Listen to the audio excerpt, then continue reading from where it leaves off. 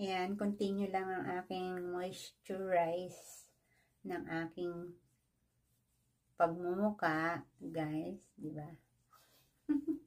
Naputol yung video kanina, 6 seconds lang yata yun. Pinagpatuloy na lang. Anyways, good evening. I hope you're doing good, guys. Yeah, I'm just trying to relax. Finally, I am recovered from trangkaso, no? So, I feel better na, you know, parang walang nangyari. Nako. Siguro may nagdadasal sa akin na gumaling ako, no? Kasi, gumaling ako agad eh. Thank you. Ayan, di ba?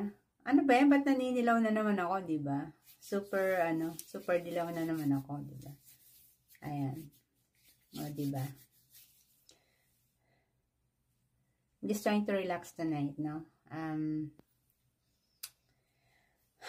Because I'm tired to, alam mo naman, nagtatrabaho tayo ng 7 days a week, no? So, kailangan natin ng, siguro, binigay ni Lord yung, yung ganito, nag-day off ako ng night time. Kasi siguro sabi ni Lord, ano ba yan? Lagi ka na lang nag-work, no? Ha? Kaya mag-rest ka, hindi puro trabaho. Anyway, lagyan ko naman na ng kulay yung yung lip gloss yung ko, yung lips ko, no? Dahil magti-TikTok ako, TikTok night, no?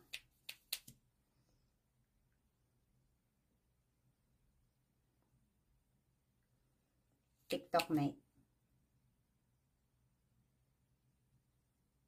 Hinahanap ko yung hinahanap ko yung isa kong lip tint, hindi ko makita.